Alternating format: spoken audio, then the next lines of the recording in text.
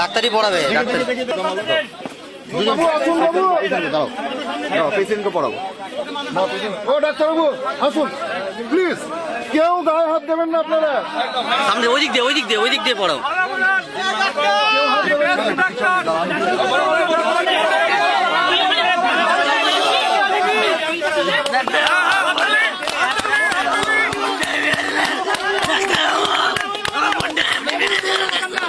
আপনি কেন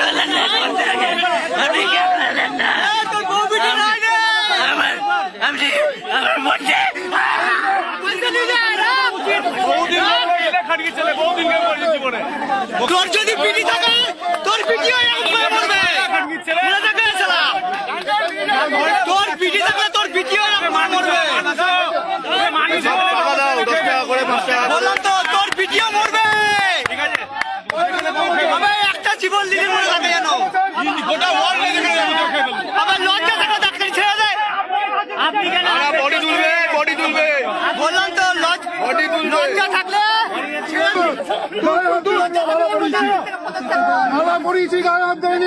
বডিটা তুলবে, বডি তুলবে।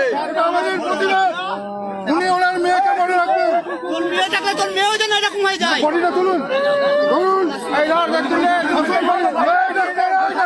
আত্মীয় একজন আমাদের বোন, সে প্রায় অকালে ঝরে গেল ডাক্তারবাবুদের গাফিলতির জন্য, এবং সে প্রায় সুস্থ অবস্থায় একটা স্বাভাবিক নিয়মে হাসপাতালে ভর্তি হয়েছিল তার সন্তানকে জন্ম দেওয়ার জন্য। তখন সে সম্পূর্ণ সুস্থ ছিল, এবং সেই সময় থেকে পরবর্তী 5 ঘন্টা তার অবস্থার ধীরে ধীরে অবনতি হয় সঠিক চিকিৎসা না পাওয়ার জন্য। আমরা বহু ডাক্তারবাবুকে রিকোয়েস্ট করেছি, কিন্তু তিনি সেই মুহূর্তে এখানে উপস্থিত হননি হসপিটালে, সরকারি হসপিটালে। এবং পরবর্তীকালে আমরা জানতে পেরেছি তিনি পয়সার জন্য নার্সিংহোম অ্যাটেন্ড করেছেন। হ্যাঁ, আমরা সেটা জানার পরে আমরা তো ক্রোধান্বিত হয়েছি, আমরা আইনগত ব্যবস্থা নিয়েছি, কিন্তু আমরা জানি প্রাণটা ফিরে পাবো না। আমাদের প্রতিবাদের ভাষাটা একটু অন্যরকম হওয়া উচিত। আমরা যারা সরকারি দপ্তরে চাকরি করি বা হাসপাতালে বা বিভিন্ন দপ্তরে আছি, আমাদের প্রত্যেকের কিন্তু একটা জিনিস মনে রাখা উচিত যে জনগণের পয়সায় আমাদের মায়নাটা হয়, এবং সেই জনগণের যদি ক্ষতি হয় তাহলে সেটার জন্য তারা উত্তপ্ত হবে। কিন্তু আমরা কেউ তার গায়ে বা কোনো রকম নোংরামি বা আইন হাতে তুলে নিইনি।